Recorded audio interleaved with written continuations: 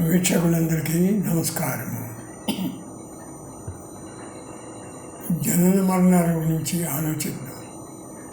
దాదాపు జీవరాశులన్నీ భూమి నుండి పుట్టేవే.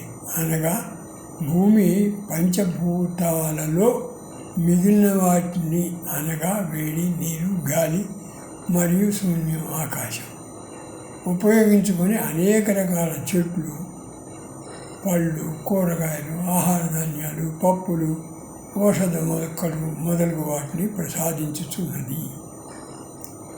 జీవరాశులన్నీ భూమి ఇచ్చే ఆహార పదార్థాల వల్లే జీవించుచు పునరుత్పత్తికి తోడ్పడుచున్నవి. కనుక జీవం భూమి నుండి పుట్టినదే. భూమి నుండి పుట్టిన జీవంలోనే కదా మెదడు ఉన్నది. మరణ సమయమున జీవిలోని పంచభూతాలు దేనిలో అవి కలిసిపోతున్నవి. మరణమందు మెదడు కూడా చనిపోతున్నది కదా. మరణించిన పిదప ఆత్మ శాంతించాలనుకోవటంలో ఆంతర్యం ఏమిటో. మరణం అన్ని భవబంధాల నుండి విముక్తినిచ్చుచున్నది. అదే మనకు శాంతి కాదా? జననం అనేది ప్రకృతి మనకు అమ్మా నాన్నల ద్వారా లభించిన వరం. దీన్ని సార్థకం చేసుకోవటం మానవ ధర్మం.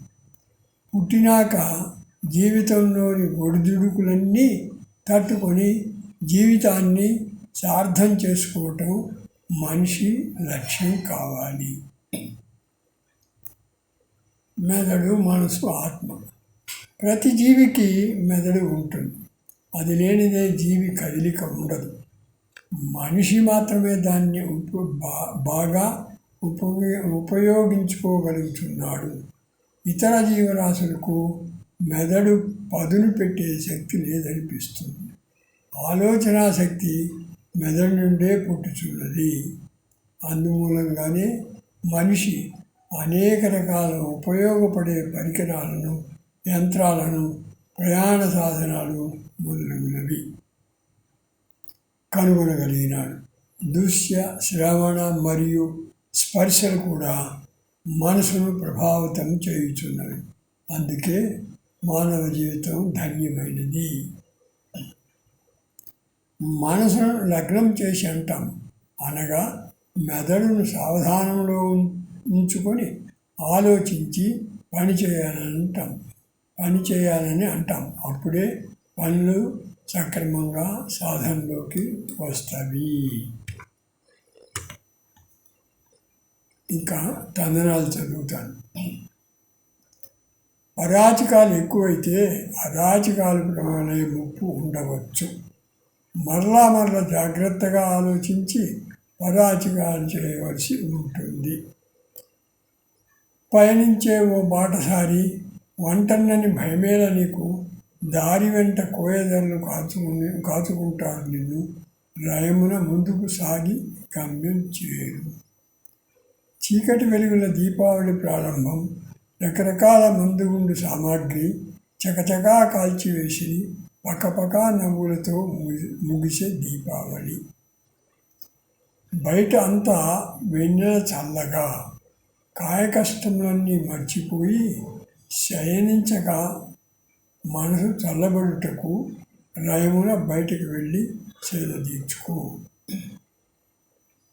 సుడిగాలులకు, టోర్నడోలకు ఎంతో కోపం. వడివడిగా సుళ్ళు తిరిగి బీభత్సం చేస్తవి. నడ్డి విరిచేస్తవి అన్నిటినీ. చడీ చప్పుడు కాకుండా పారిపోతవి. విశాలమైన ఆకాశంలో విహరించే పక్షుల్లాగా వశంగాని మనసు అంతే. లేశమంతైనా అదుపులో ఉండదు. శశి అంచుల వరకు వెళ్ళగలదు కదా. తొలకరి జల్లులతో భూమి పులకించే మొలకెత్తినవి వెదజల్లిన విత్తనం కాలానుగుణంగా ఫలాల్నిచ్చాయి. ఫలాల్ని అనుభవించారు జనం. వ్యక్తిగత ఆస్తులు లేకుంటే వ్యక్తులందరూ సమానమేగా సమాజంలో భిక్షుకుల ప్రసక్తే ఉద్భవించదు.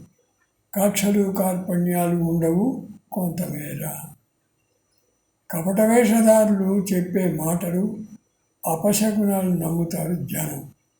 అపశకునాలంటే ప్రకృతిలేవేగా జపతపాలు చేస్తారు నివృత్తికి. సూర్యుడంటే కోపం పరిశీలనగా చూస్తాడని. నేరాలు ఘోరాలు చేసినా చూస్తూనే ఉంటాడు. తరచి చూస్తే ఏమీ చేయడని తేలింది. భయమేలా.